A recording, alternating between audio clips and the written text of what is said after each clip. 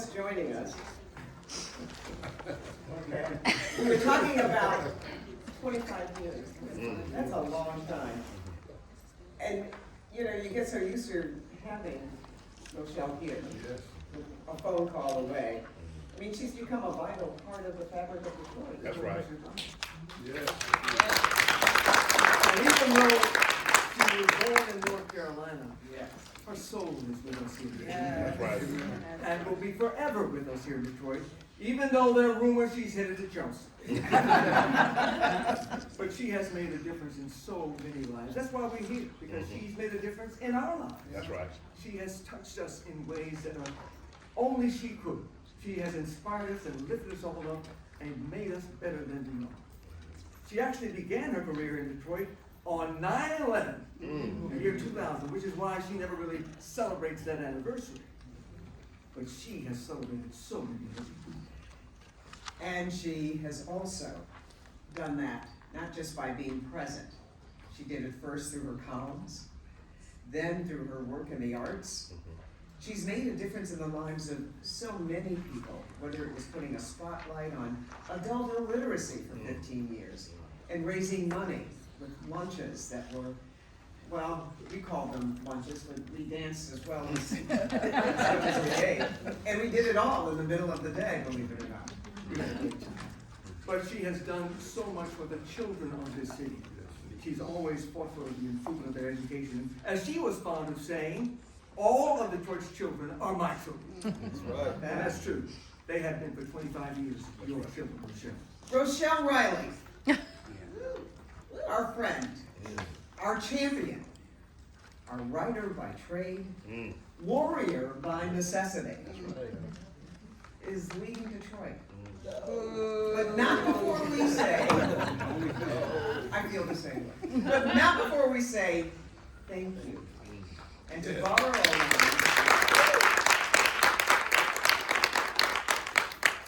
borrow a line from Carol Burnett, we're so glad we had this time together. That's right. Now, in this ceremony, which Rochelle said better not last more than an hour, but frankly, we have the microphone, we're gonna make it last as long as we want to. An hour. You're gonna do it. Or half. But we just want you to feel that we love you. That's right. We want to show that we love you. And we want you to express that emotion too, so that she knows it as well. Now you're going to hear from some very important people in our lives, in her lives. And you'll hear about the many ways that Rochelle made a difference and why we are so grateful. So let us begin now with the person with whom she worked most closely with as the head of the Office of Arts, Culture, and Entrepreneurship, her right hand, Lacey Holmes.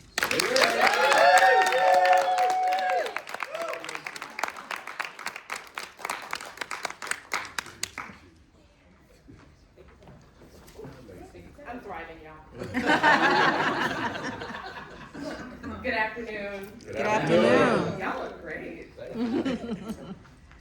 If you look at your program, and you'll see the word program in blue, and then you'll see the word remarks, and next to the word remarks, you will see Lacey Holmes. That's me, Lacey Holmes, project manager for arts initiatives for Detroit ACE, and these are my remarks. I begin with a question.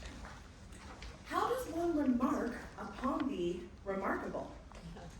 The remarkable Rochelle Riley. I love alliteration, don't you?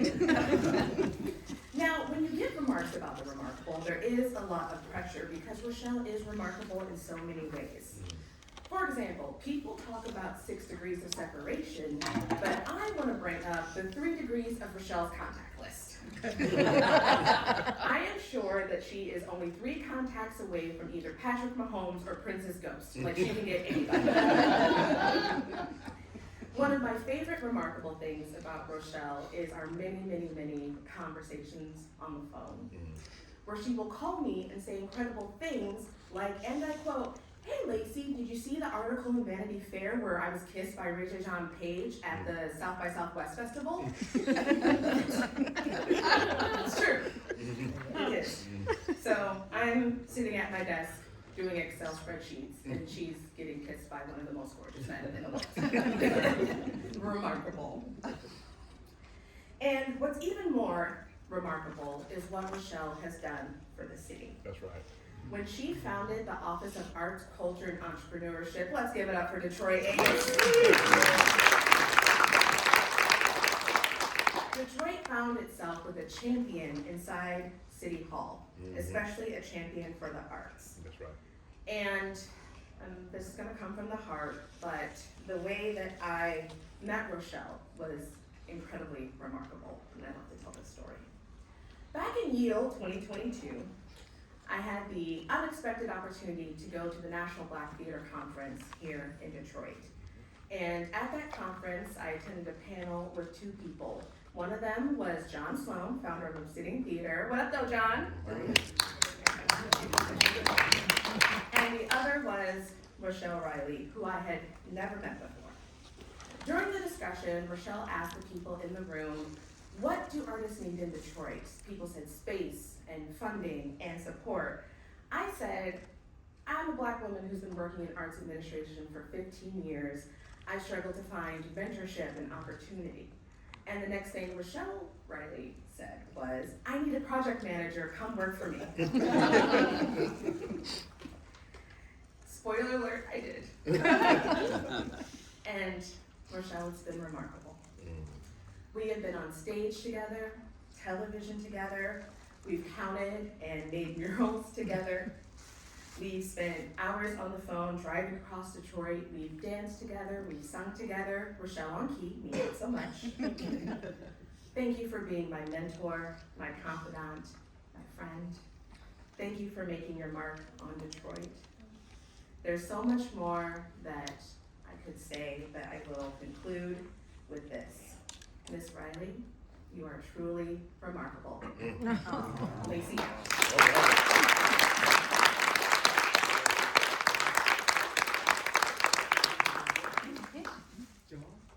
Introduce me. Oh, I'm sorry. That's right. Lacey back. And now for a man who needs no introduction.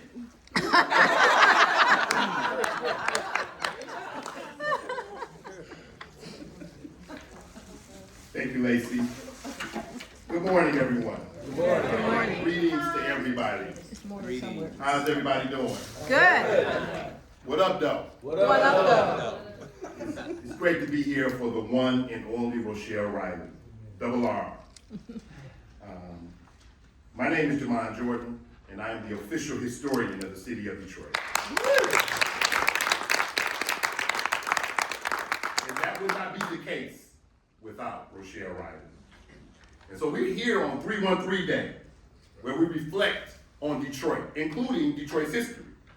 But we are also in Women's History Month, and we have to remember the impact of great women on the city of Detroit. Well, Rochelle Riley embodies both the spirit of 313 and is an icon in the history of great women in the city of Detroit. So what a fitting day for me to talk about her. Rochelle Riley will tell you that she's a writer by trade, a warrior by necessity. And her life story bears that out. Born and raised in the small town of Tarboro in East North Carolina, the daughter of Marva Riley, an English professor, and Joseph Riley, a scientist and chemistry professor, who along with her grandparents, Willie Benny Pitt and Lonnie Hilliard Pitt, raised Rochelle and her siblings as they grew up in that small town and attended segregated schools in those early years. Although racial segregation and educational inequality was and still is an evil, many Black men and women who lived through it can point to the excellent Black schools and committed Black educators who saw their job as teachers as a calling, a duty to the community to teach not just what was in the curriculum, but to teach what was hidden from the curriculum. Not to teach for a living, but to teach for life. Yes. So because of her parents and her teachers instilling a strong commitment to education and Black history, she knew who she was, where she came from, what her people have done, what they've endured, and what they were still doing. She is a writer by trade, a warrior by necessity. It was her grandmother who passed on her strong curiosity about what was going on in her community, in this country, and in the world. That curiosity is important for a journalist and would serve her well. She graduated from Tarboro Senior High School in a graduating class of 221 students. She then went on to the University of North Carolina, Chapel Hill, majoring in English and journalism. Her journalism professor, after seeing some of her writing assignments in class, saw her skill with the written word and asked her after class what she planned to do as a career. Well, she told him that she was going to be a journalist, and he told her to start doing it now. She's a writer by trade, a warrior by necessity. And it was in college that she began writing for 2 student publications, the Daily Tar Heel and Black Ink. Black Ink was founded by Black student activists in 1969, who felt that the school newspaper was not reporting the issues important to the Black student community. Rochelle said she majored in journalism, but she also majored in white people.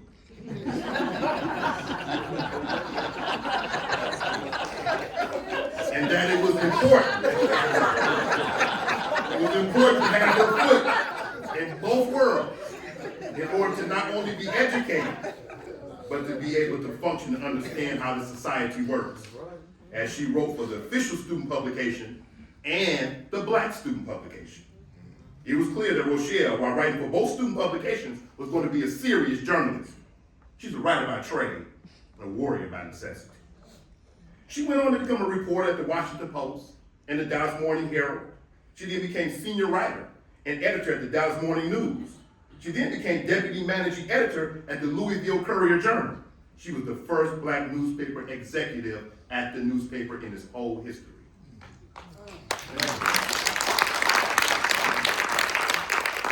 And while there, she began mentoring teams, created a team page with a team column in the newspaper. Like I told you, she's a writer by trade and a warrior by necessity. She later became associate editor and columnist at the paper. When she started writing a column for the Courier-Journal in Louisville, Kentucky in 1996, in her very first column, she made clear the need, the duty, for there to be a museum to honor the history of the greatest, Muhammad Ali. $80 million, and less than a decade later, there's a Muhammad Ali Center in downtown Louisville, Kentucky. She's a writer by trade, a warrior by necessity.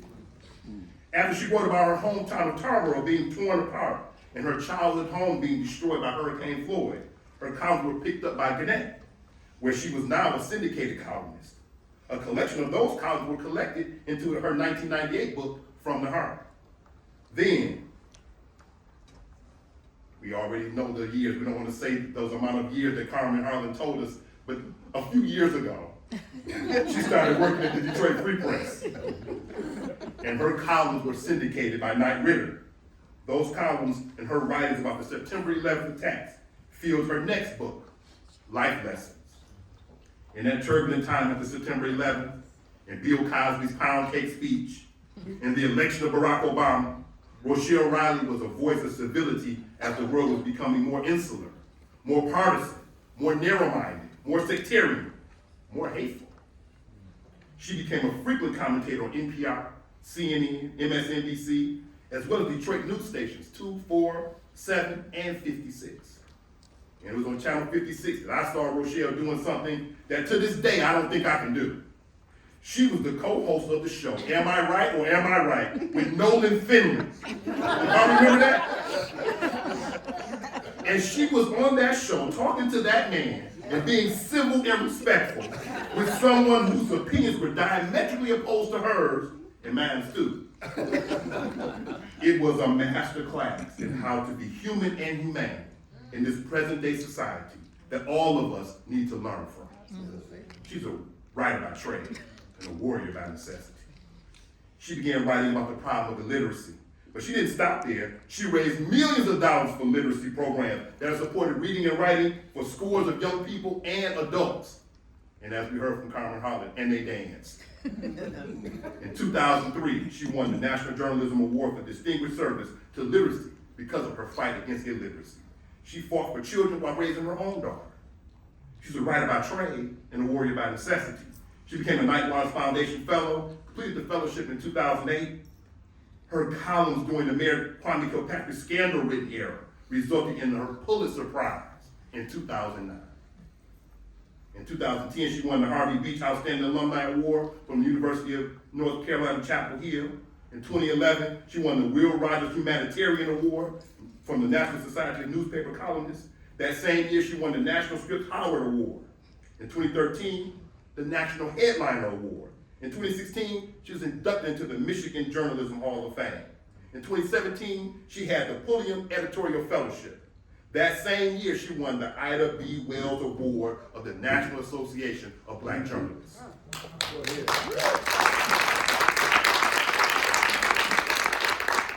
In 2019, she won the National Headliner Award for the second time, and that same year, she was inducted into the North Carolina Media and Journalism Hall of Fame.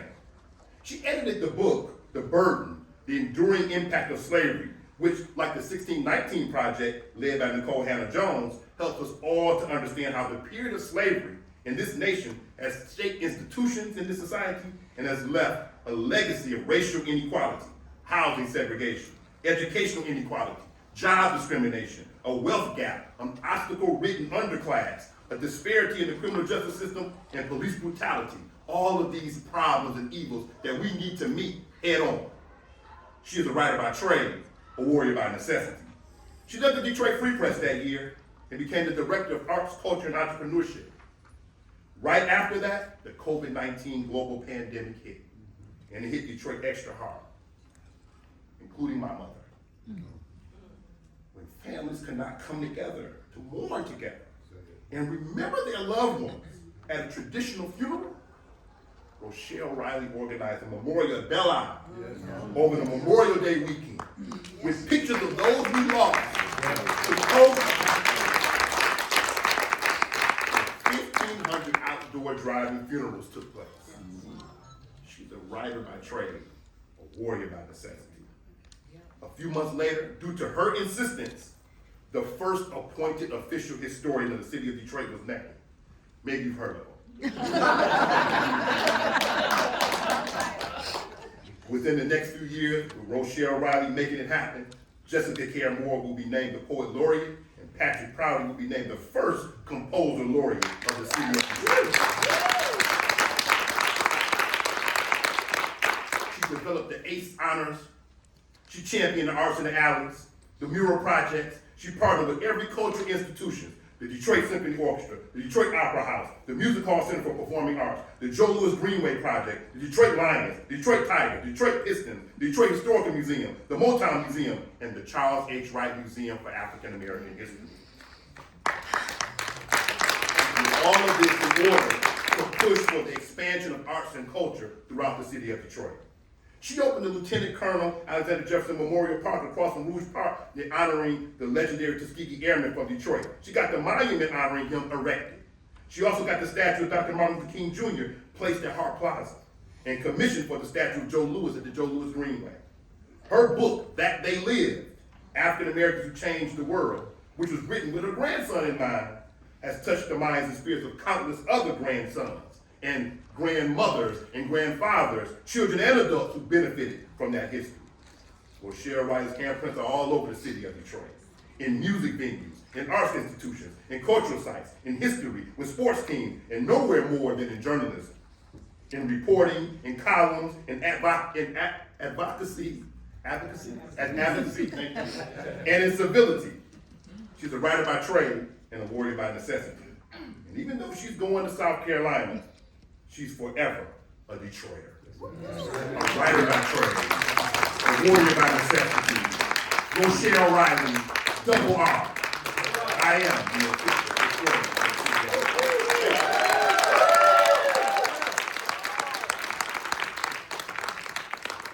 Reverend Jordan. Amen. I feel saved.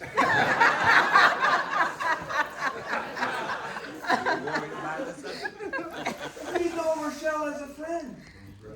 We know her as a sister. We know her as someone we love. But my God, when you look at the body of her work and all she has done, this is an amazing woman, and we are blessed to have her.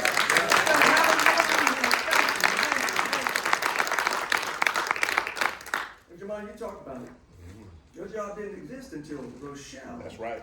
stepped up. That's right. Well, another person whose job did not exist is also here today because Rochelle Riley asked Mayor Mike Duggan to create and pay him to become Detroit's first ever Composer Laureate. Please welcome Patrick Prouty.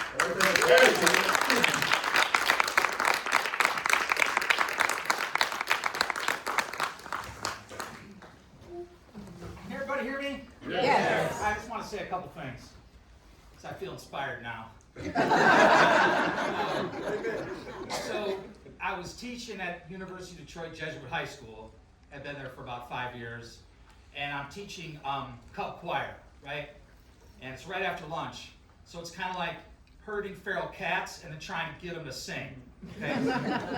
And the secretary, the administrative assistant, walks into my room, which never happens, and says, "You have a phone call." And so I'm like, okay, who died?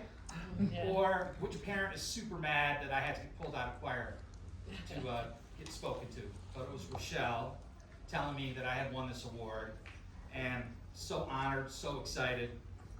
And then she says, "So there's going to be a press conference tomorrow."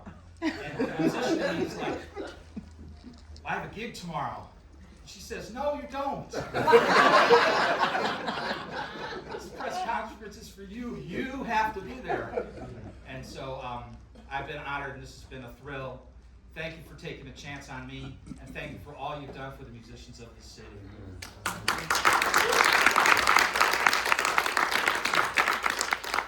This is my friend Houston Patton. Yes. And we're going to play a song for Rochelle. This was the tune that I played at the press conference at the piano. This is called Michigan Central Station.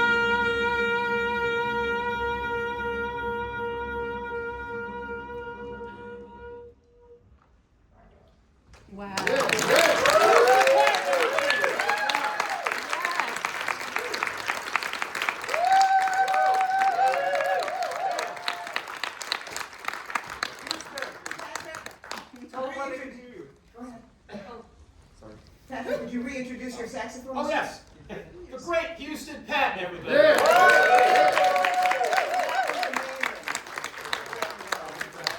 Thank you. Tell them where they can hear you this weekend. Okay, so Dante, stop trying to take over. tonight I'm playing at the Dirty Dog Jazz Cafe. Tonight and Saturday. Yes. I'm playing at the Dirty Dog Jazz Cafe. And the second Wednesday of every month, we're at Cliff Bell's in downtown Detroit.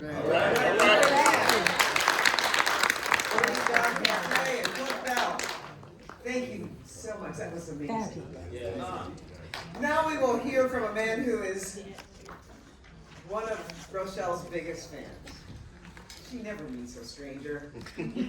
But this is someone that she worked with to honor fathers. Someone she thanked publicly for fighting crime in Detroit. And a man, according to Rochelle, who is one of the nicest to ever work in city government. That's quite a compliment.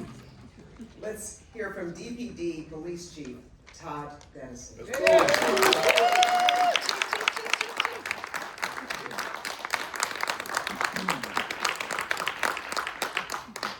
Wow, that right there, Rochelle. I know how I feel about you, but it's just what was it said is just really amazing.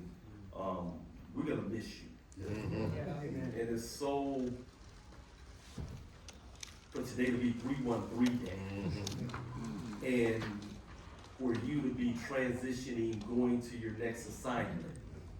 But like our historian has said, you are Detroit. So as a kid, reading the newspaper, seeing your column, and just being inspired with just your perspective, your editorial, your point of view, and then going on to see you and have an opportunity to work with you in the mayor's office when I was deputy mayor. What I will tell everyone is, in City Hall, serve the community, things can become meetings, boardroom, but Rochelle, when she came to fall under my portfolio, I didn't know that I was about to get an education in culture. And so Rochelle, you had me everywhere. I mean, whether it was here or at the Arts in the Alley or the Poet Laureate, and I kept saying, what is that? And I was speaking on behalf of Mike Duggan, and Rochelle and I, we really became a dynamic duo. And even though the portfolio said that Rochelle reported to me, everybody already knows who worked for who. And so as we came here today, and I'm sitting here, we're here to honor you, and this is put together for you, but you were given instructions. Telling Carmen and telling us what to do, how not to. So we love you, we will miss you. You have truly elevated the city of Detroit, and whenever I'm traveling about and I see the murals on the walls and on the skyscrapers and what you did for the NFL draft and just pulling everybody and making sure that minorities and that our local artists had a space, as Jamon said, you have an assignment and you fight for everyone, and you've made a space for the creatives in the city of Detroit. We will forever be grateful. And so with that, I say, you're always a Detroiter, and don't stay gone too long.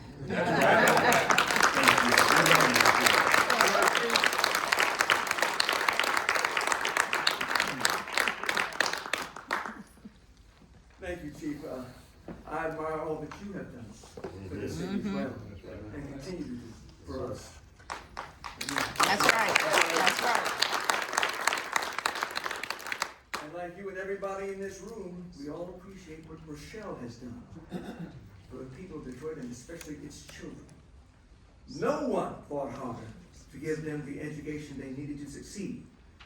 Whether it was that time the legislature said it couldn't pass a balanced budget without cutting education. So what did Rochelle do? She got on the phone, she called in a group of women. They all got into a room, women that included Gail Perry Mason and Pat Cole, and they balanced the budget themselves. Or maybe it was that first column when she arrived in 2000 that called for the school district to be shut down and reopened under new management. Her very first column. Rochelle did not play. But she knew that the pen was her superpower. And she still has that power today. And no one knows that better than the man you're about to hear from, DPS-CD Superintendent Dr. Nikolai Vitti.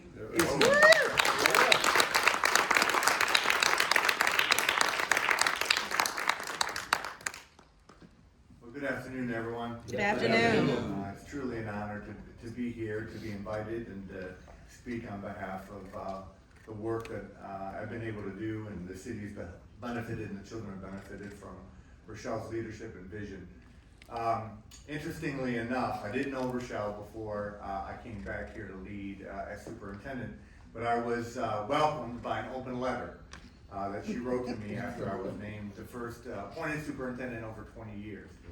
And that open letter basically said, Dr. Vitti, it looks like you have the credentials to do this job. It looks like you've had some life experiences that allows you to do this job and understand the challenges that our children and community faces. But you have to understand, this isn't a job.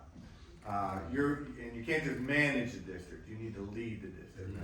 That's basically what it said. I remember reading that on my couch, and I said, okay, I got the message, and I understand the calling. And want to share, most of you, hopefully most of you know this, but I'm gonna name some things that have happened since I became superintendent, and it's less about me, but it's more about the way in which the district has improved under local control. A change that Rochelle fought for, which is to have an elected, empowered school board that was jointly guided. And so, after the first empowered elected board took office in 2016, I became the first appointed superintendent in 2017. I'm now the second longest serving superintendent in DPS-CD history, 9 years in. And so in that journey, the enrollment has improved for the first time in 20 years in DPS-CD. Market share in the city, where children attend school, the percentage has increased to DPS-CD versus charter schools or suburban school districts. Our graduation rate now sits at 83%. Yes. 16 percentage point improvement since the pandemic. Our teachers, when I started, we had 400 teacher vacancies. Today we have about a dozen, 2 dozen. Yes. Our teacher salaries have gone from a beginning salary of about $39,000 to now $63,000. Veteran teachers were at about $68,000. Now they're at $95,000. Yes. And so, in addition to that, if you look at our test scores, we're narrowing the gap between the state and DPS-CD, and we are improving at a faster rate than the state and city charter schools when you look at literacy, math, SAT rate. But very specifically, we brought back art or music at every school in DPS-CD.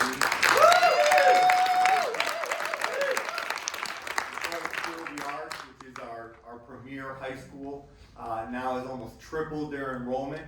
And we now have conservatories that feed into Spain at Duke Ellington, at Spain Elementary, and at Brenda Scott, where we have conservatories at the middle school so students can start honing their skills and their experiences all throughout the district through art and music, but specifically at those 3 middle schools so we can feed into DSA. We started a cultural passport program where all of our pre-K and 5th grade students get to experience everything Detroit and Metro Detroit has to offer to overcome the socioeconomic gap. So every child comes here to the Charles Wright Museum intentionally. Every child goes to the DIA, every child goes to the symphony or sees the ballet. We do that explicitly across the district. That's right. Building a brand new Cody High School, a brand new Pershing High School, a brand new Carson's Elementary, new school in Southwest Detroit. All of our schools will have air conditioning in the next 3 years. I know you didn't have air conditioning.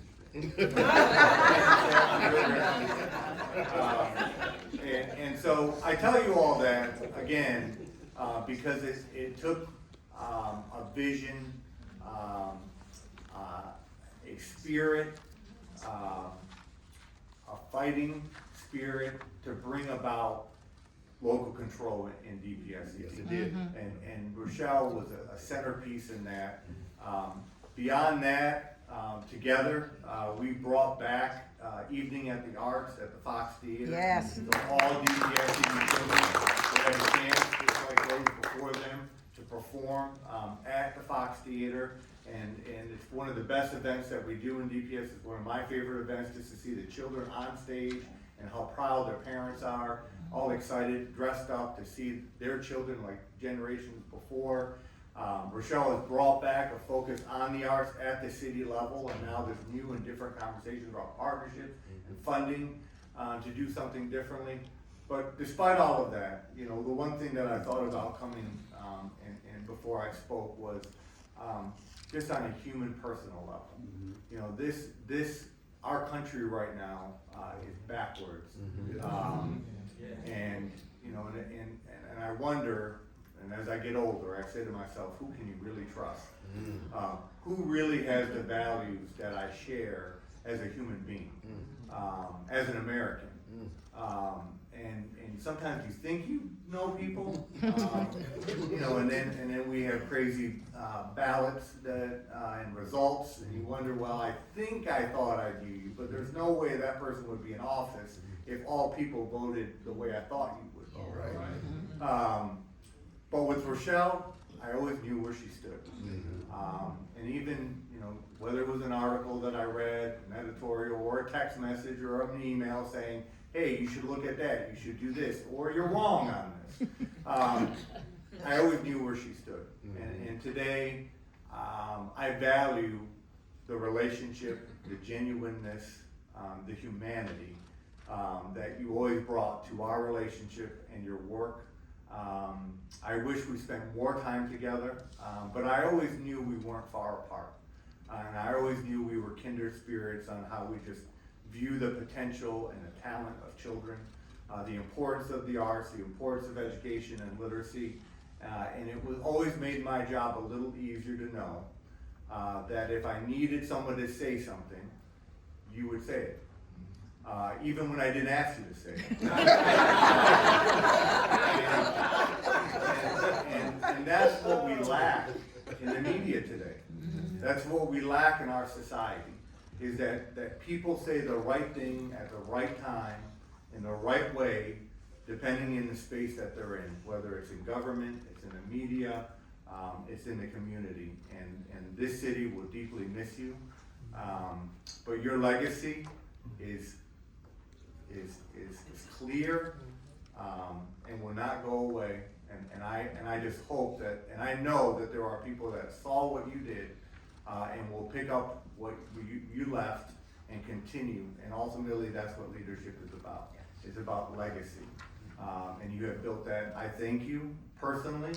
I thank you as superintendent, and I thank you as a citizen and as a Detroiter. Thank you for all that you've done for this city and for this generation and so many generations to come. Thank you.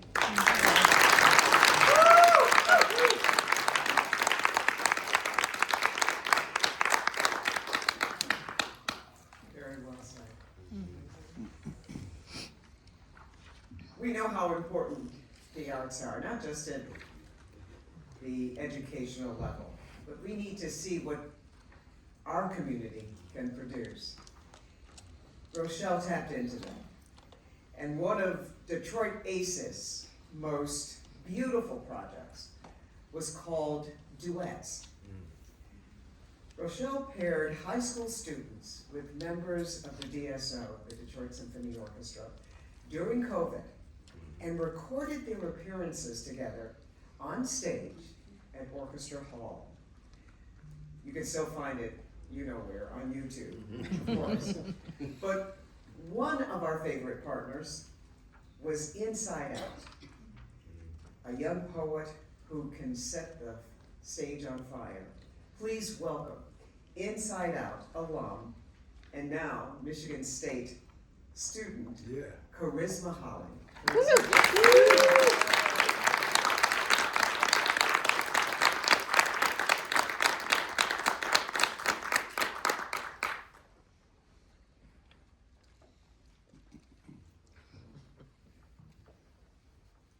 Hi, everybody. Hello. Go what? Hi, everybody. My name is Charisma Holly. I am 18 years old and Inside Out alumni, as they like to say, but never actually that far away. And I am a spoken word artist born and raised in the one and only 313 Detroit City. And as a youth, I am proud to be one of Rochelle Riley's Detroit kids. I'm so excited today being here, being able to celebrate one of Detroit's most remarkable visionaries. Thank you for your commitment to the work that makes what I love possible. And so, I wanted to share a poem that resonates with one of the places that you know very well, the Detroit Riverfront. Written to the Inside Out Literary Arts prompt, If the River Could Sing, the title of this poem is Harmony.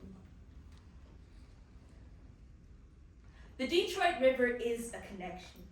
28 miles long, she stretches herself straight into the fresh water of St. Clair and the Great Lakes. Her tune carries cargo, a diversity of life, the Detroit princess, flows beneath the steel blue Ambassador Bridge, floats from Belle Isle to the Riverwalk. She gently pulls Canada in by the hand, redefines borders with her shores, and ensures everyone knows she never left. She and the city are on one accord, known for family gathering, strength, grit, the face of resilience and the Detroit spirit. Her hymns have inherited a complicated legacy, hustling hard to remain afloat after centuries of hardships and searching for hope, and still her melody sings, come here and hear the heartbeats of the city. It is a beautiful song.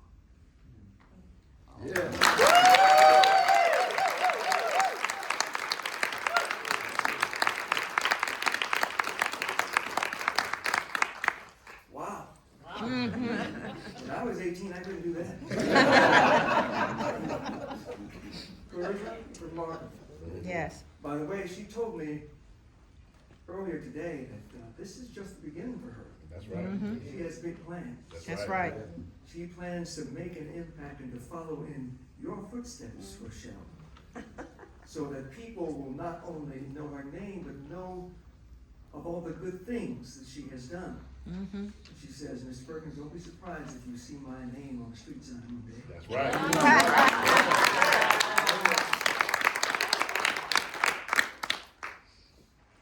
Those of us who follow Rochelle on social media know that frankly she could be anywhere, anytime. But one of the places close to her heart is her beloved city of New York, where she frequents the theater and honors Detroiters along the Great White Way. She once sent the mayor to Broadway the year that there were more Detroiters working on the Strip than at any other time in history. That's right. And she reminded people that Detroit has always been a leader in the theater. Yes, right. Here to talk about her love of theater is John Sloan.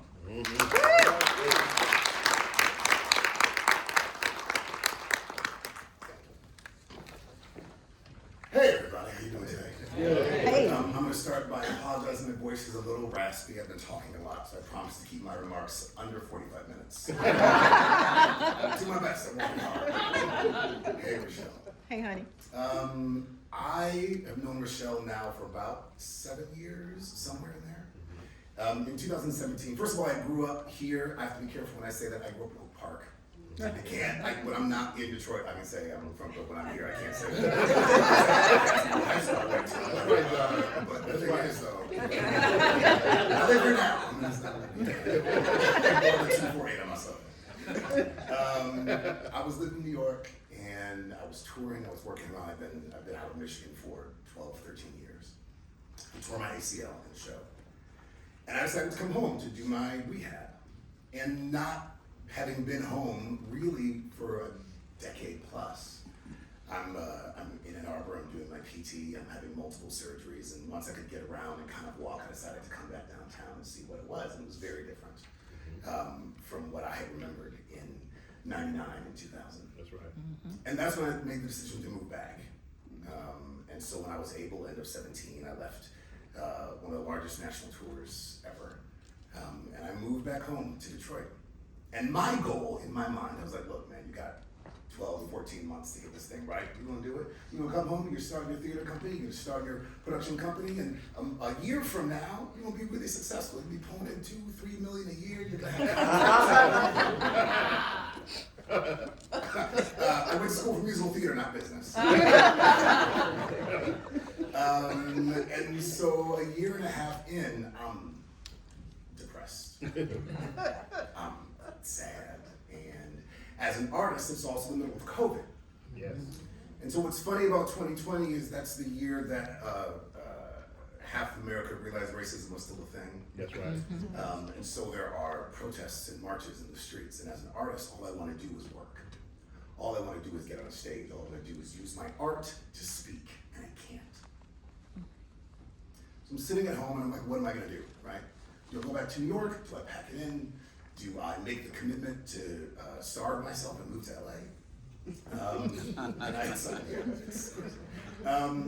and I was like, I'm gonna cold call. I'm just gonna do it, right? My father always told me, if you're gonna do something, just do it. Don't plan to have a backup, because you're not gonna need it if you really put your mind to it. And I said, I'm gonna put my mind to it, and I'm gonna do this thing. And I sent a bunch of emails, had a bunch of cold calls to people I had never met before. And the one person who responded was Rochelle. Didn't know me from anybody. And Rochelle, I don't know if you know this, but we got on that call, I had a pitch deck ready. This is it, I'm gonna get it, the city's gonna support us, we're gonna be in for $5 million. Again, musical theater, guys. Not NBA. And all she wanted to do was talk to me. All she wanted to do was talk to me about who I am and the artist that I am and what I do and what I want for the city and why. She was curious in a way that surprised me about me and about the work and about New York and what it's like to tour and what's it like to audition and what is the journey that you're gonna be on. And I was hooked on Rochelle Riley from that moment. I did not also realize that being hooked on Rochelle Riley means that she is hooked into you and you'll get phone calls. At 11 o'clock at night, text messages at 7 o'clock in the morning, be like, hey, I need you to be here to do this thing. Can you sing? Can I sing out at 7 a.m.? Okay.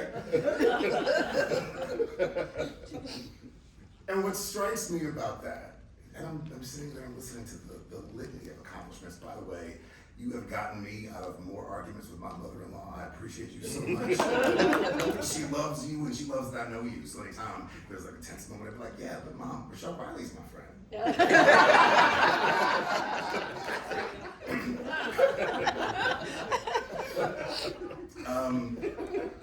But what struck me about that, and what strikes me about that still, is that while my expectations were a bit unrealistic, they weren't completely unfounded. I lived in New York. I worked in Atlanta, and LA, and DC. I've traveled all across North America, so I know how they produce the arts in Philly and in Montreal. And what all those cities have is they have a strong public-private partnership. They have a commitment from their elected official that the arts are not just a nice to have, but they're a need to have. They're not just about us understanding. they're not just about us understanding that paint can look pretty on canvas, but they're about us understanding who applied that brushstroke. That's right. All art is political. That's right. Because it exists inside of a context. The artist that created it lived in a time and in a world, in a city, and in a place. And you can't divorce one from the other. That's right. And all those cities understand that. And Detroit understands that because of Rochelle. When I pick up the phone to call somebody in the city, Rochelle answers. When I pick up the phone and ask for a thing, Rochelle says, well, they don't give it to you, just call me back and I'll text them or walk over to their office. She has answered every phone call, every text message, every email, every Instagram, every single way that you can get in touch with Rochelle, she responds back to you, and that's the model. That's what you want as an artist. I don't need somebody to build me a stage. I need people to get out of the way to let me do my work.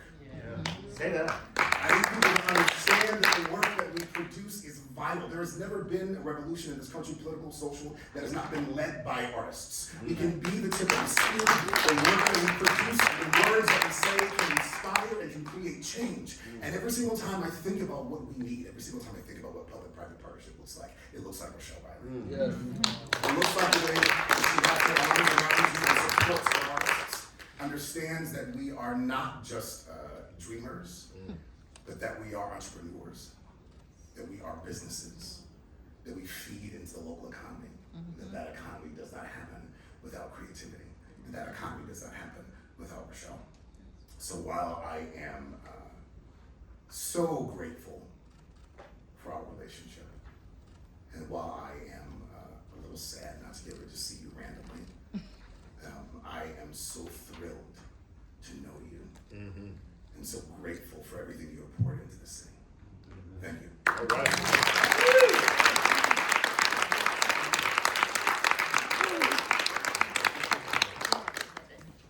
Got to get it.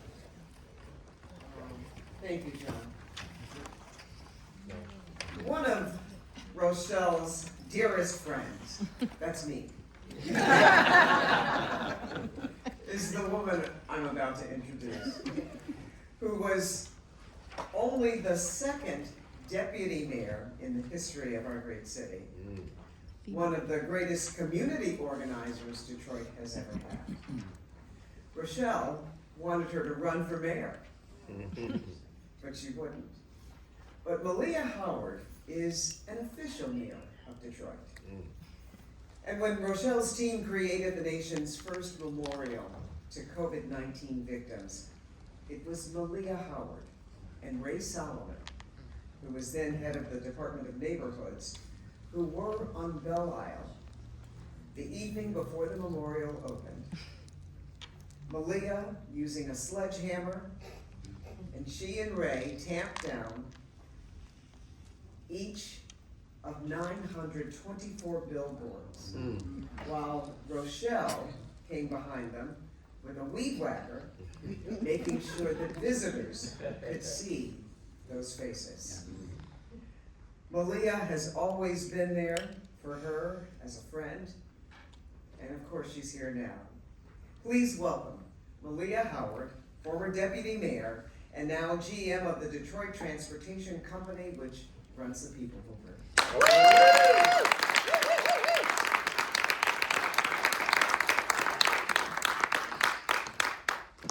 Now, everybody in front of me actually stole all my talking. And Rochelle knows, what y'all don't know. If you've ever heard me speak, I tend to cry. I am a crier by nature. And so I started because Ms. Harlan, that was eloquent. Thank you. I know Rochelle wrote it, but.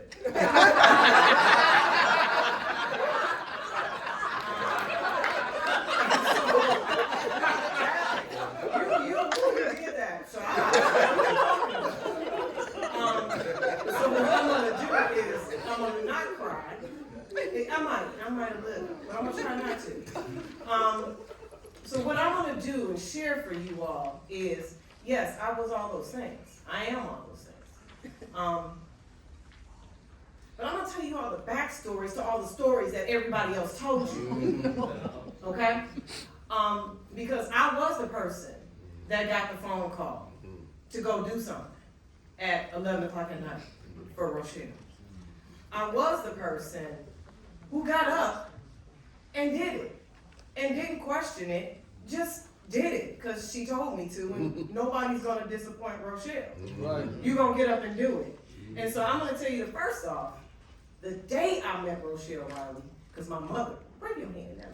My mother was sitting there. The day I met Rochelle Riley, my mother is friends with all my friends because I'm an only child. And so my mother needs to kind of know my friends. And so in case something happened to me, somebody can tell the story. Because it is just me. So the day Rochelle came to work for the city, it was right after I started. So we've been there together for a little over 7 years. And so I literally ran to my mother. I probably called, but I probably ran to her house and was like, "Ooh, guess what? I just met Rochelle Riley." And I'm so starstruck, right? Because this Rochelle Riley.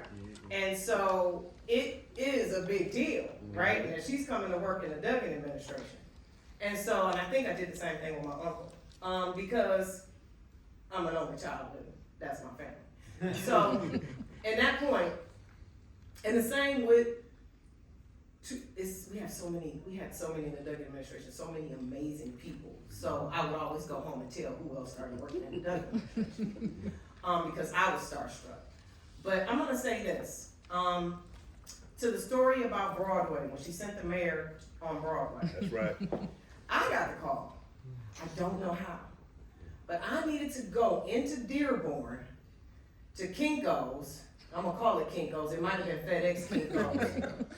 To print off a proclamation, and I ended up there like 3 times. And I kept driving back and forth, and I don't even know why, but it was to frame this proclamation for the mayor to take to New York. And y'all don't even understand. This is what you don't understand. She kept revising it. And so, I was about to say probably my word. So she kept revising it, and so I had to take it out the frame. Go back, put it back in. No. Put it back in.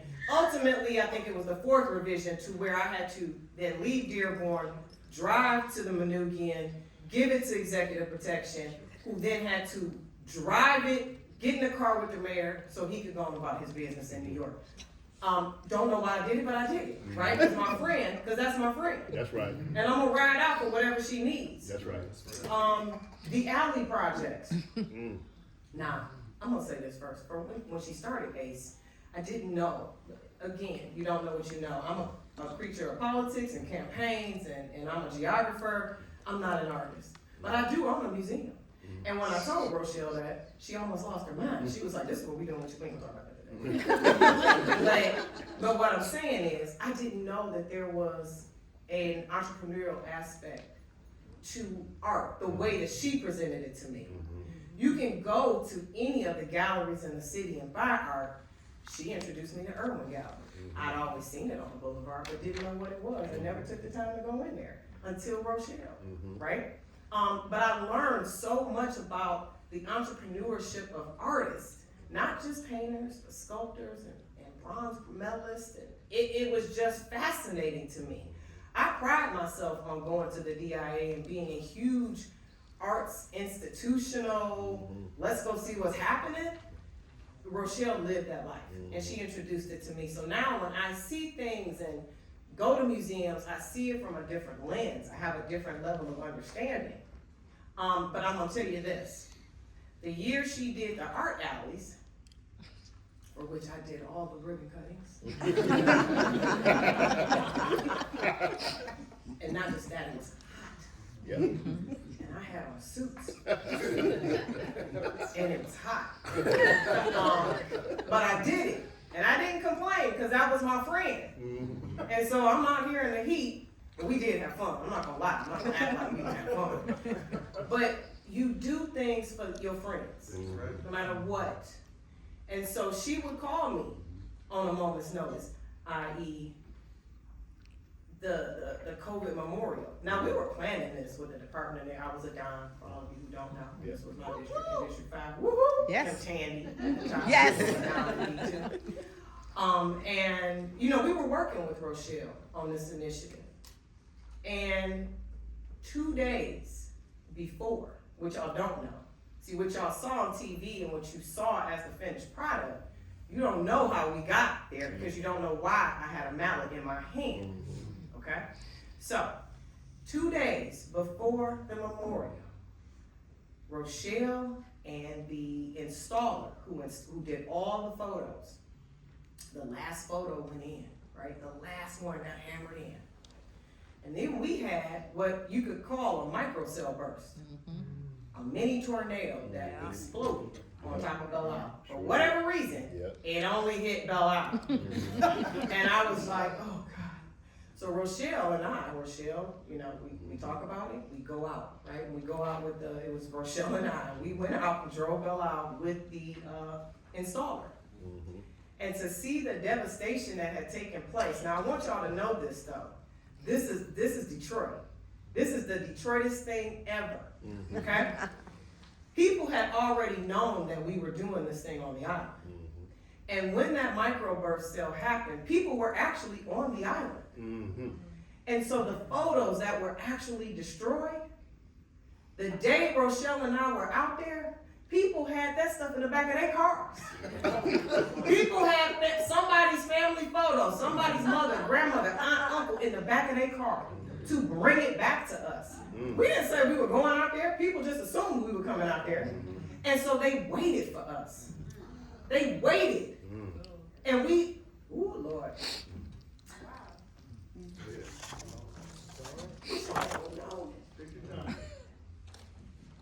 I literally saw one of my cousins. As I'm hammering through, it was Auntie Birdie's. It was my cousin's aunt. I didn't know she died of COVID. I knew she passed. But when I got to her picture, and I stopped and I called my mother. And I was like, did you know Aunt Bunny died from COVID? Like, I knew she passed, but nobody knew. Right? But this, fast forward this. So we out there at 6 in the morning. I kid you not. 6 in the morning. And if any of you know Mike Duggan, have ever worked for Mike Duggan, well, Mike Duggan used to drive a Taurus. If you worked for the mayor, you had spidey senses. You knew when the Taurus was rolling up. You knew. I was at the literally, and Rochelle will tell you this, I had a reporter harassing me. I was standing and I was about to get on my hands and knees and start hammering back in this first photo. And this reporter, I'm not gonna say who it was or where it was from, started harassing me. And I don't talk to the press. And at that time, why would I be talking to you? I'm trying to hammer in somebody's loved one's photo to make sure it looks good for them when they drive through. Leave me be. And I know that I can't act my natural self. So I called Rochelle. Talk to this person. Because it's gonna be a problem in like 2 seconds flat. And she did. And as because they wanted to take pictures of me, and I felt that was disrespectful because I'm literally standing in front of someone's loved one who is no longer here. And so, whatever the deal that was brokered between her and the person, I allowed it. You couldn't take a picture of me. You couldn't see my face. And so, as I'm there, literally, it's 6 in the morning. Something told me to look up because I felt that tingle in the back of my neck. And there was the mayor. And all he did was stare at me, and we did this. And he continued to drive through to see what had happened and how much damage had occurred. And how were we as a unit for the Department of Neighborhoods, because all the Downs showed up, coming to support Rochelle and supporting our residents. And of course, you saw all the great photos. But what y'all also didn't see was the logistics that went into that. Without DPD being there and fire and all the funeral homes, you wouldn't have known, right? And then the great memorial booklet. Now I'm hammering on this because y'all don't know what it takes to do the things that she does. You see the finished product. You don't see the labor, the love, the intensity, the tears, the pounds shed. If y'all only knew the pounds she shedded just to get those murals up throughout this city. And now I can go through and drive through the city and point to any mural that I see and go, that's my friend. She did that. She brought that here. She made Detroit just a little bit shinier. Just a little bit shinier. All the dust that we had, everything that we went through to see where we are today, we can't let that go. We will never let your legacy go. You will always be Detroit. And I just appreciate you for being my friend and consistently lifting me up through every job transition, because there have been many in my 7 years, and I'm proud of that. But you have been there for the work. You've been there when I needed somebody to vent to cry to, but what y'all don't know, and this is funny, I am actually the K-Mac Rochelle Riley whisperer. And then I'm gonna leave on this note. People didn't know. People knew when we were friends. Like, we were instant friends.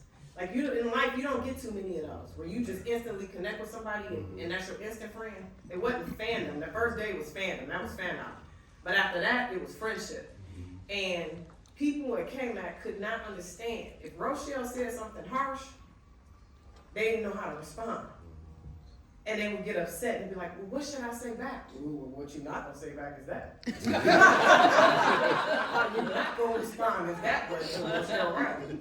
And so, like, when I would come to you and ask you stuff about some random department, that was because somebody else came to me and was like, can you see if Rochelle will let this happen? Oh, sure.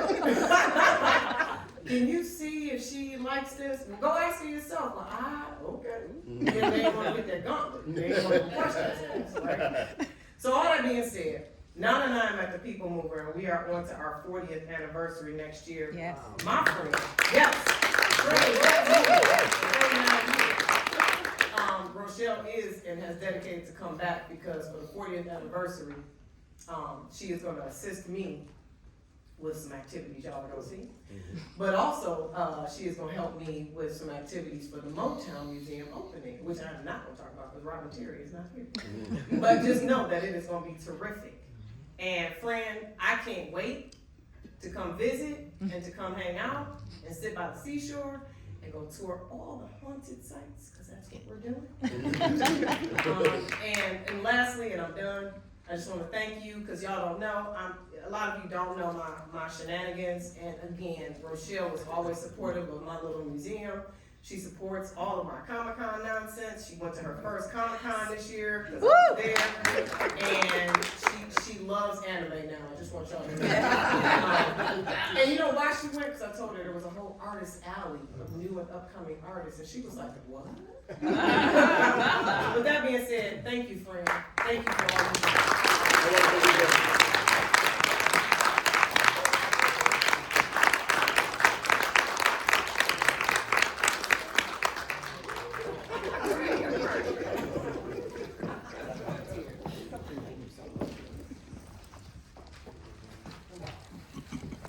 That's a true friendship.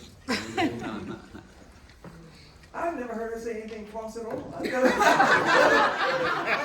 must not be a real friend. I never said anything like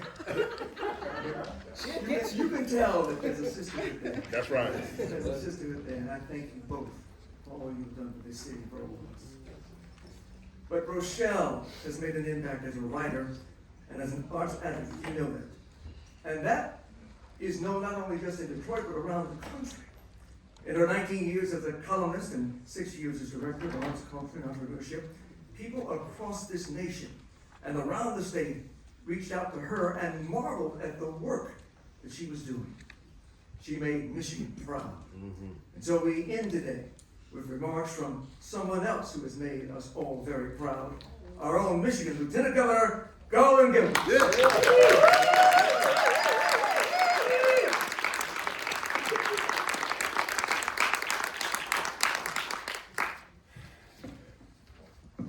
Y'all, good afternoon. Good afternoon. You know, Rochelle, as Malia said, everybody has had stories to tell about how you changed them for the better. and about how Detroit, our region, Michigan, the Midwest is better because of this Southern girl. That's right. And it's something that hits hard for me because, you know, artists are important for a lot of reasons. But the thing that strikes me is that artists are our eyes. Artists see things before other people see them. Feel things, express that in a way that those that don't have those particular gifts are not blessed with. But you can't go where you can't see. You can't achieve what you can't see. So Rochelle, the greatest gift of you bringing infrastructure to how artists are understood and supported in this city is that you've helped the city see more clearly. See itself, see its people, see its potential. That is a gift, y'all. Yes, it is. That's It's right. important. And Melissa, you know, I'm an engineer. I'm about as far from art as you can get. But I know the importance of vision. And at a time when clarity is so rare, maybe because people are not courageous enough to be clear, maybe because people are not willing to tell the truth in public. But I've never met an artist who was a liar. They tell it like it is, even if it's hard, like a hard truth. But that's the art that we appreciate with the most depth. Y'all, this city and this state has been a culture-defining place. We have defined a cultural direction for this entire nation and the entire world. There's a reason why people beg and run to come to Detroit. And that is because we've had cultural institutions for a long time that have been powerful. We've had culture makers and creators for a long time. And they're some of the ones that are the most respected. We talked about there being, you know, at that point in time, more people on Broadway from Detroit than anywhere. The truth is, if there's anything interesting happening in the world, somebody from Detroit is connected to it. That's right.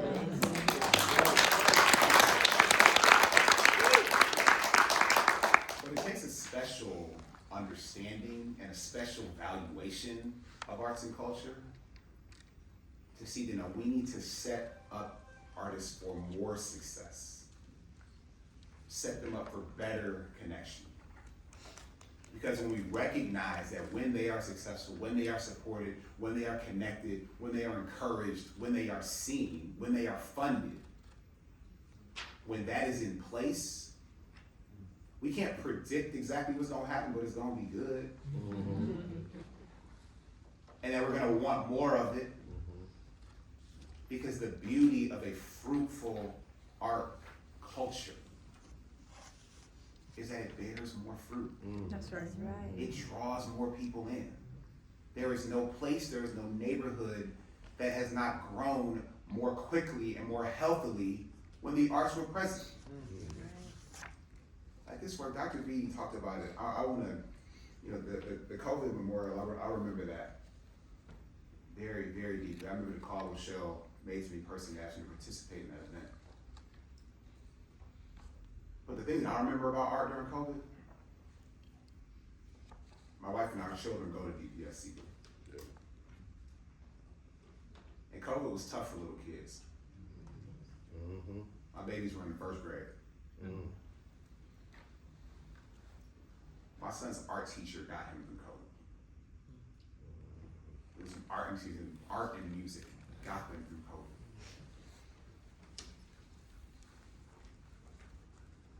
You didn't develop this because you were thinking about people's survival, but you developed it because you knew that the city would be better for it. And so I want to personally thank you for being the eyes for those artists, the eyes for all of us. And I benefited personally because your eyes saw me. as a young man who wanted to offer himself in public service. You did what all artists do. You saw. And you weren't afraid to see. And you weren't afraid to share. That's a lesson we all must take away. That's something that we all can be inspired by. And the best way to build upon the legacy and the apparatus that you have left for us is to make sure that we have the courage to see more, to see farther, to see with more clarity. And I thank you for that gift to this city and this community. On behalf of everybody in Michigan, the ones who hate Detroit and the ones who love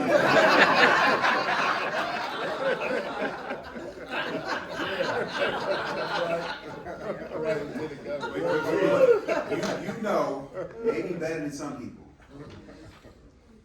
that people don't have to like you to know what you do is real. People have to respect you to know what you do is important. People don't even have to understand you to know that it was necessary. And I thank you for doing what was necessary for all of us, all the time. God bless you, Rochelle. Thank you so much.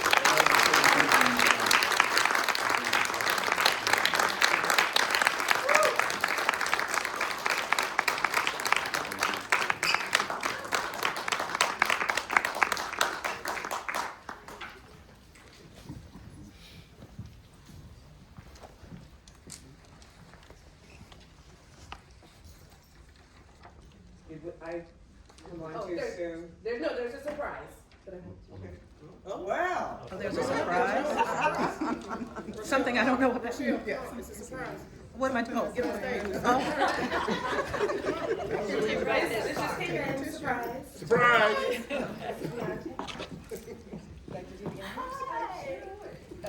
Oh, we can take it out.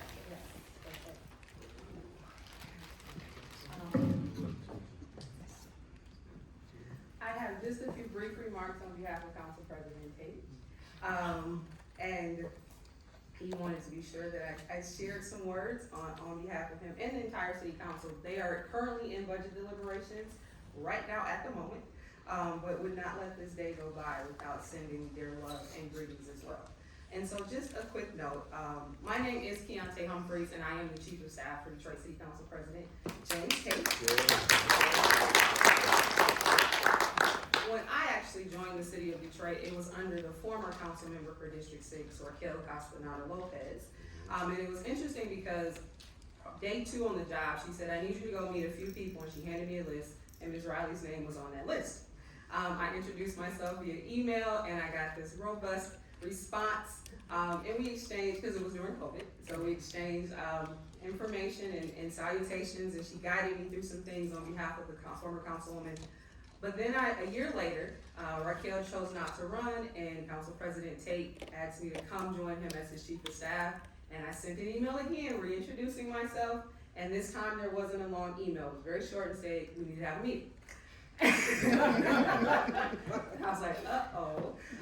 But what you did in that initial meeting is that you shed light on not only council priorities, your priorities, but the man, James Tate, and the councilman, James Tate. And I will forever appreciate that because it truly helped guide my first few years working for him. So I wanted to personally thank you for that. And then this is the part he wanted me to add. When he decided to flex his creative muscles and decide to activate a community center that was named in his honor, there was another person I had to call again. And only she would be the person who would guide me in bringing those visions to life. And so he thanks you for that. And so like others in the room who've talked about the text messages and the calls, I have never received them, but he did. And it was always told, if she books me for something, don't overbook me, don't double book me. I will be there as long as I need to be there for as long as she needs me to be there. And I am much the wiser for following those instructions.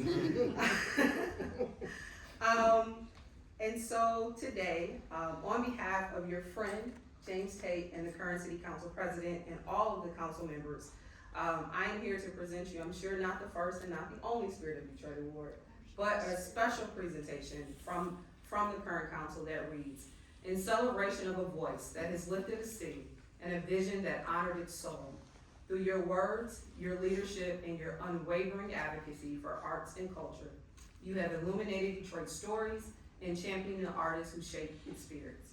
As you conclude your service to the city of Detroit, we honor the legacy you leave behind, a city more vibrant, more inspired, and more deeply connected to the power of its creative heart.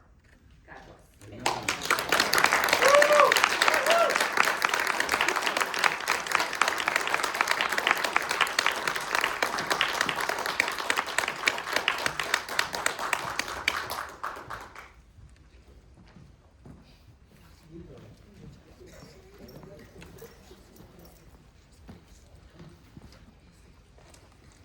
Something else?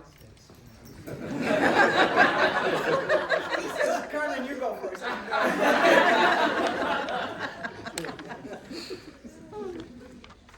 Well, it is, is this it? It's been our honor to be here today. You did write that, didn't you?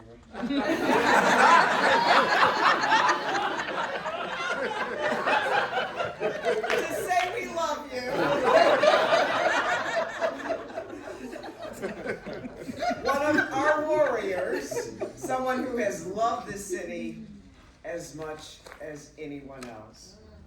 Her friends who planned today's event will be reaching out to people across the city and the state to seek stories about how Rochelle has touched their lives. They're going to turn it into a scrapbook telling of the impact of a champion. So spread the word and tell your story if you have one. You can find the details, they say, on Facebook or on her Facebook page, Rochelle Riley the Writer. It's all lowercase. Now, we had planned for people to come up and just say a few words, but Rochelle says we don't want this to go on too long, so we're not going to do that. But I do want you to come and tell Rochelle after this program what you personally feel about her when this is over. Because she needs to know how much you love her and we love her. That's right. And we'll always love her. And maybe she'll change her mind. Change. But we also want you to know that when the program is ended, you got to find lunch on your own, not me, man. And that is because this is a fundraiser. That's right. This is a fundraiser to allow Detroit Ace to continue the hosting Ace Honors. Just Google Detroit Ace Honors and you can see the amazing program that, like the Kennedy Center Honors, go with the Trump Honors now? No. Exactly, let's take that name off. The Kennedy Center Honors that recognizes Detroiters who have given 25 years or more of service to Detroit arts with a very special medal. You know, I was thrilled to share the stage with Rochelle at the 2024 awards, where I watched 5 Detroit heroes get their medals. Heroes like Dr. Hubert Massey. That's right. Who I believe is here today. Dr. Massey? Yes.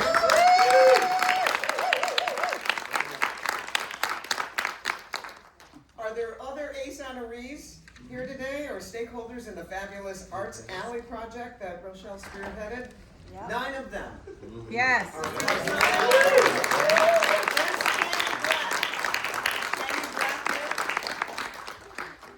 Mr. Lozano, stand up. Uh-oh. Yes, great.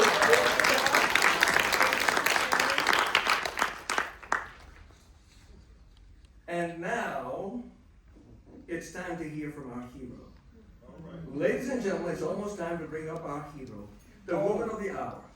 Absolutely. And let me tell you, whether it was appearing on Let It Rip many times, on Fox 2, or on Flashpoint, Yes. like your longtime station, DIV, we always counted on Rochelle to tell it like it is, to show a level of courage and conviction that, quite frankly, is missing in how we speak to each other today, in the time that we need her truth and her voice most of all. There is a reason that Rochelle is not the one, or is not 2, but 3. She's in 3 journalism halls of fame. Rochelle, we love you. We are grateful for all that you have done for this city, that you have called home for nearly half your life. Our hearts are heavy, but also joyous, because you're going to go and light up another city with grace and magnificence. Thank you so much for the memories that will help Charleston, I'm sure, become a better place. They better get ready for Rochelle Riley. Ladies and gentlemen, Rochelle Riley!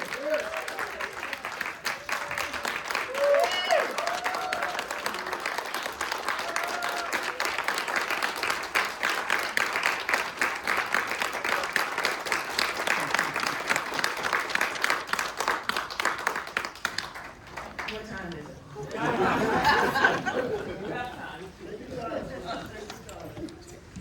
Let me put my glasses on so I can. There's so many people that I've heard from since the announcement was made, and I'm not going to take long because I really do want us to go and eat. You're going to go on your own, but I still want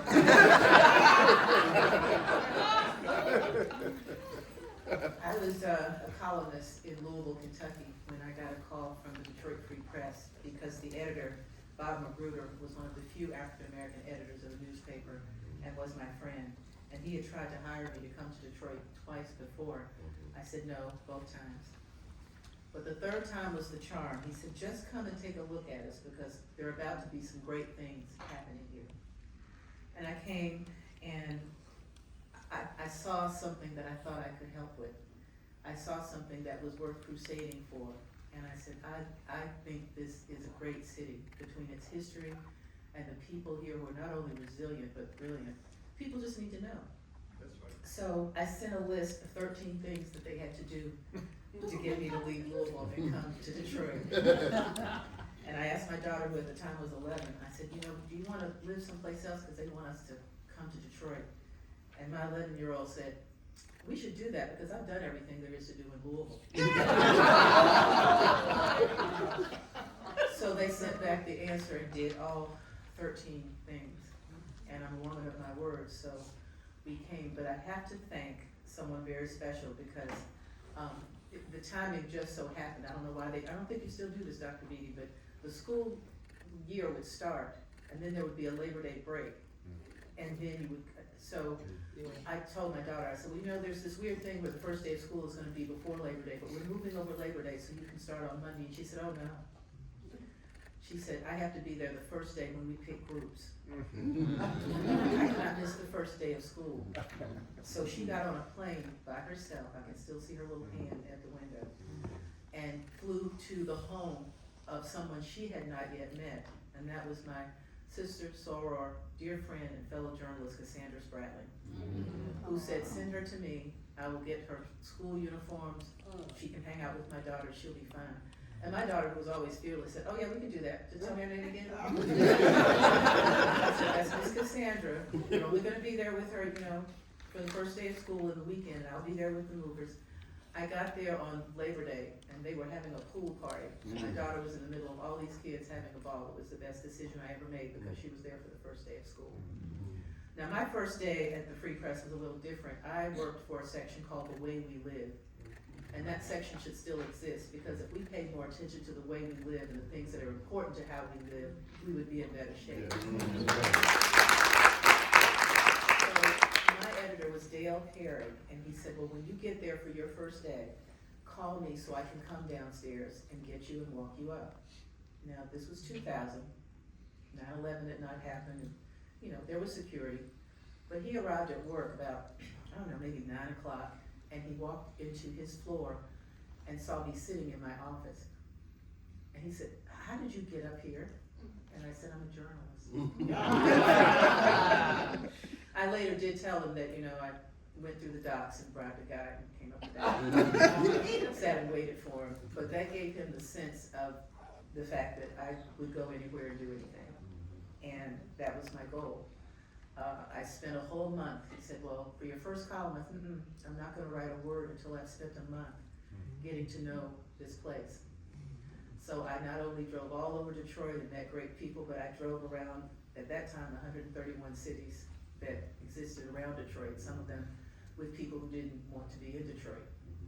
And I called him one day from Troy, because he just wanted to keep up with me and know where I was. He said, what are you doing? I said, I'm up in Troy, Michigan. He said, oh, what's it like? I said, I see white people.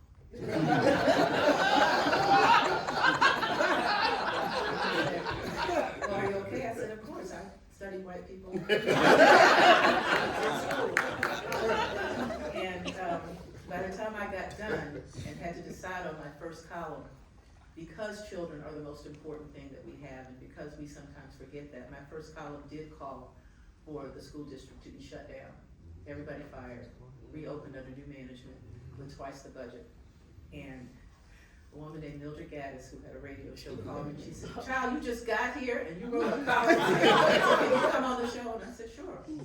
And I went on every show, I did every interview, I talked to anybody who wanted to talk about the fact that we needed to do better by our children. And I'll never forget, years later, at the Mackinac Policy Conference, Nikolai Beatty was on stage with the mayor and some other people, and they were talking about what we needed to do for the schools. And I know I won't quote it right now, I'll have to go look it up, I wish I had. But he said, "I can tell you right now, what we want is for our children in Detroit to have the same thing that every other child has in every other school district." It is a very simple task. And if people just remembered that, you know, away from the politics, away from like just looking at numbers, don't look at numbers, look at the children. How can you look in the face of a beautiful child and not give them everything they need to become a beautiful adult? So a lot of my columns were about the children, but they were also about, you know, government. And I'll never forget when I used to go over to the city council, at the time, the council president was a man named Charles Pugh. And every time I showed up for council, they would stop the meeting and say, "Oh Lord, Rochelle is here." I don't know what they were scared of. But my goal was to always, always, always tell the truth. And I think I got some of the most criticism I got when I started writing about the fact that at the time, because of congressional study, and they only did one, because, you know, after you find bad news, you don't want to do it again, that showed that 47% of adults in Detroit did not read at a functional literacy level. And when I wrote that column, I didn't have people to call and say, "Oh, this is terrible, we need to do something," or "Oh my God, what can we, you know, manage to change?" I got calls from people saying, "Why are you telling people? Don't tell people that that's true here in Detroit." Well, what they didn't understand was it wasn't just Detroit. It was adults across America. Miami was worse, you know. But, of course, when they said, "Well, don't do that," I kept doing it for 15 years. And the thing that Carmen was talking about, which was just one of the best things, I started doing something called the Every December Fundraiser for Literacy. And we had a luncheon at Motor City Hotel where we would introduce someone to a reader, someone who graduated from the Detroit Public Schools without being able to read, who could now read. And they would tell their story, and we'd eat some good food, and then the DJ would kick it off and we'd dance. So at this point, I did not tell Tim to be ready with some Parliament Funkadelic or, you know, wobble, but we're gonna dance a little bit just because Carmen, I promise. And we have to. So I want to thank all of the people who spoke today, all of the people who couldn't come but sent donations, because the only reason that I did this, well, two reasons. One is my friend Kim Tandy, who was also one of the best community organizers and dons in the city. She's right there, give her a hand. She said, "If you don't let us do something, I am going to come to Charleston and kick your ass."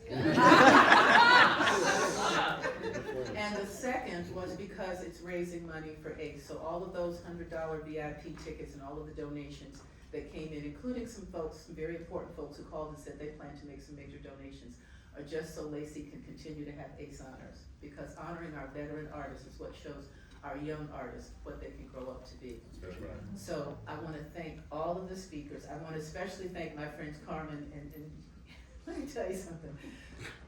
People don't always say yes. Well, yeah, yes they do. But it's because they say yes and say we do it because we love you that it means the world to me. So please give a hand to Carmen and Jewel.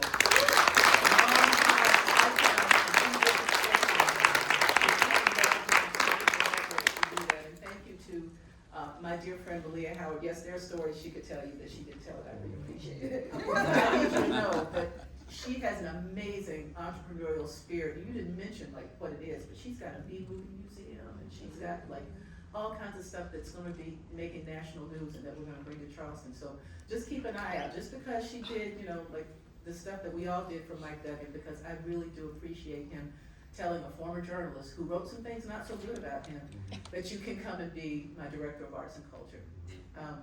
It meant that number one, he trusted me. Number two, he thought it would shut me up. Three, it was really, really important. Just really, really important. So when I asked for a proposal laureate and he said yes, yes. When I asked for a city historian and he said yes, yeah, he said yes. Now there were things I asked for that I did not get, like $1.9 million a year. But that's what you need in leadership. That's what you need in a community where if there is no art, you will have no people. They will go to other places like Atlanta and Austin and Seattle and New York and Charleston. I want to thank Dr. Nikolai Beebe for remembering that letter that I wrote him. We were at the Evening of Fine Arts. Put it on your calendar. I think it's May 13th, but you can read about it in my Facebook post. It is one of the most amazing evenings of anything that happens in this city. That's right. Better than movement, better than, like concerts, because you see these gorgeous, talented kids That's right. who bring to the Fox Theater, which is a stage they should know they belong on, some of the most amazing, amazing performances. And then in the lobby, they have artwork that can be in the DIA. That's right. And they will be in the DIA. And I remember, I think it was last year, we were sitting together watching it, and so I said, well, we gotta keep doing this, but I also think I need Jessica Care Moore to be in all the schools. And he said, well, I'll get to that, but first I gotta do all that stuff you put in your letter. So I wanna thank some of my dear friends who are here, Kat Stafford from Reuters, who's a reporter at the Free Press. She's sitting next to the judge, who is, if there's any place that anything important is going on, he's there. because That's he's one of right. the most important people. All right, Judge Strong. I want to thank Lamont Jordan, because when I said we need a city historian, he didn't even ask. He didn't say, what is he gonna do, where are we gonna get money, nothing. He just said, okay. And you were absolutely the person to do that. You've done a remarkable job. I couldn't believe that story you told me. But the other thing that I was very, very adamant about is that no artist should ever do any work without being paid. That's right. I don't care if you are an intern who, I have an intern who does graphic arts for me, and I said, send me an invoice. That's She right. said, I said, yeah, just make one up, put a number on it and send it, because you will never do work without being paid. So one of my great achievements was getting stipends for the first time for the poet laureate, and for our city historian, and That's for the right. composer laureate. And now, okay, Patrick, are we just gonna record that so I can have it, because that was amazing. Yes. That was absolutely. And I can't call out everybody, but my friend Carlita Carr is behind me, and my friend Deidre Bounds is sitting next to me, but I have to mention two people. Michael Williams is one of the most amazing men I've ever met. Georgia Children's Services did great work for years and years and years because of him, and let me tell you how great a friend he is.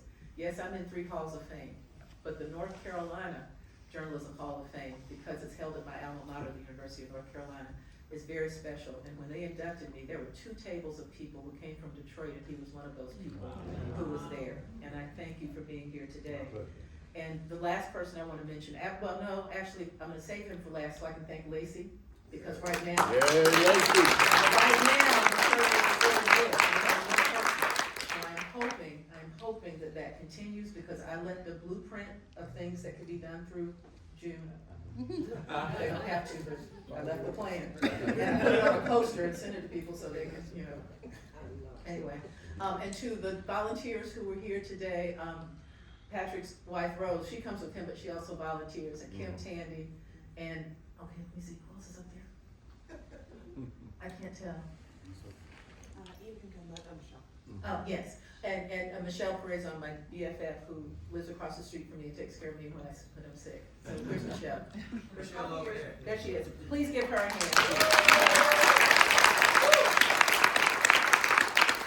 I want to thank my friend Monica Morgan, because I called and said, I need a photographer. She said, where and what time? When we first did the program before it went long, and we were going to have somebody come up to say something, Leah Johnson Lajoué and Veronica, no, we're not going to do that. But I met them when they were students at the University of Michigan Dearborn, and they wanted me to come and be their graduation speaker. And I took them to lunch, you know, John Sloan talks about how I gotta get to know you, that's the journalist. I took them to lunch so I could learn who they were, what they were doing, what their class was like, what they expected from a speech, and they've been my little mentees ever since. And I'm just so proud.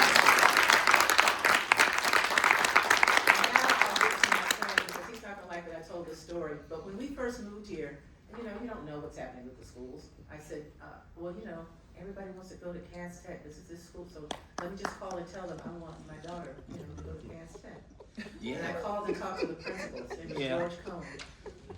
And I said, well, and you know, we came in September, so.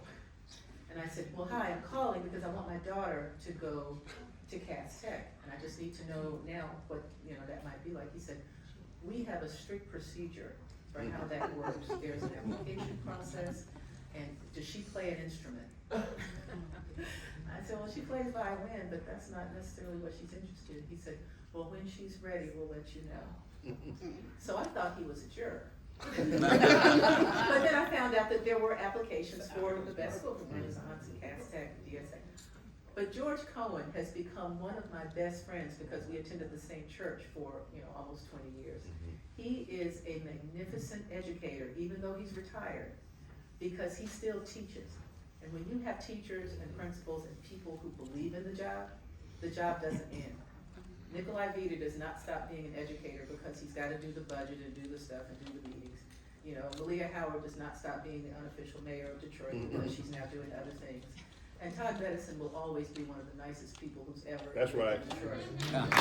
So, just like Jamon Jordan is history, whether, you know, there continues to be a historian or not, and I hope there will, there are people who are literally necessary for Detroit.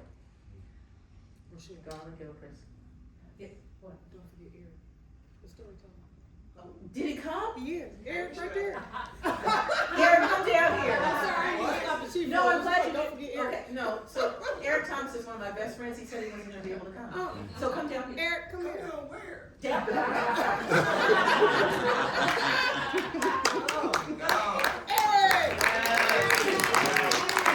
While we're walking down there, I want to thank our Lieutenant Governor, future Secretary of State, Garland Gilchrist. One of the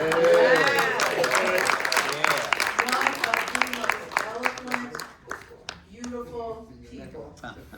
I don't want anybody to absolutely misunderstand how much I appreciate what he has brought to, you know, Detroit, has brought for people to understand about Detroit and Detroiters.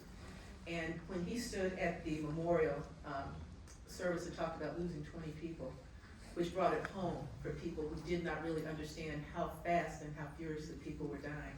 That was one of those powerful moments that you don't forget. I put that on my website, RochelleRiley.com, so people could always see that and remember, because it could happen again. Yeah. It's happening again, and we have to pay attention.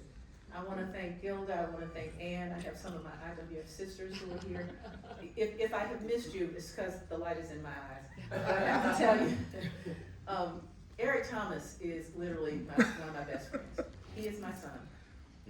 He and my daughter are the same age. And when he became the chief storyteller, we got to know each other, and I didn't like him. That's how all my friends are sitting in the cabinet. We don't talk about what happens in cabinet, but this is sort of an aside. He had done something that I did not like, and I said, Conrad Mallett was walking past. He's a corporation counsel, legal advice, and I said, if I kill Eric, will you come get me out of jail? He said without blinking, without hesitating, I'll come get you. That sounds right. But I got to know Eric, who is one of the most amazing influencers and voices for this city. And if there's somebody who might step up to be, you know, a voice, a warrior, it might be him.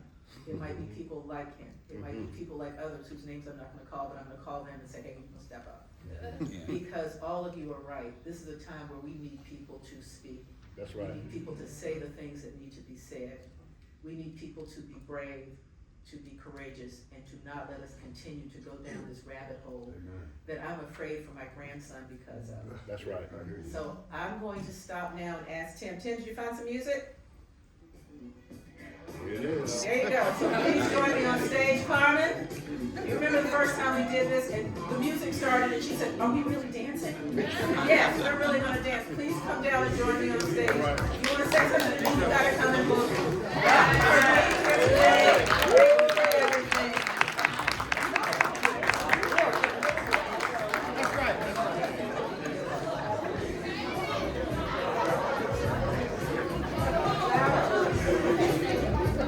What's up, bro?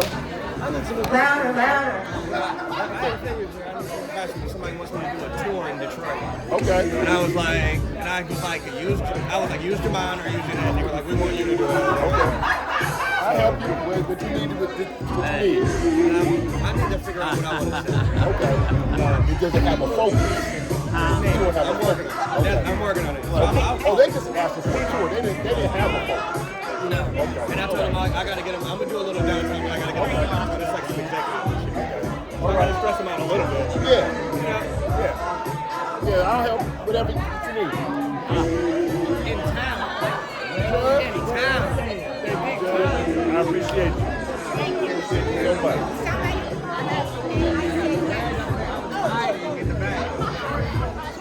I didn't want you to get away here. Oh, hey. Oh, hey. We just got the designation to start regulating. Yeah. Like, I don't want to do Yeah. I would love to. I'm going to do it. Yeah, we need to have a ceremony. I agree. I appreciate you. All right. This is the first time we've met.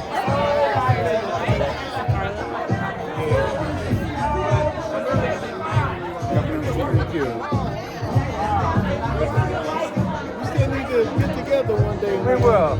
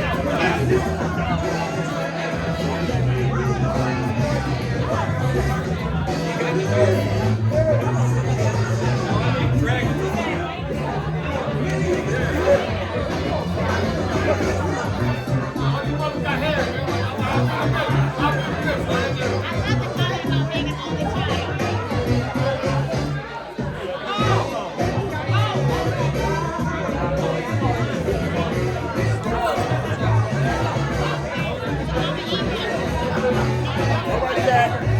Great to see you in real life. God bless you. That's right. So good to see you. And I keep doing the great things you've been doing. Hey, what's going on, Brother Dunmore? Hi, how are you? I'm good, thank you.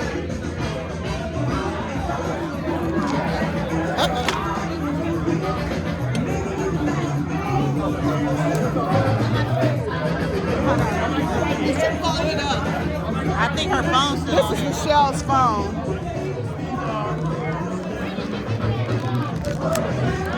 Is she still filming? I'm gonna give it to her. I think she's still right. Okay.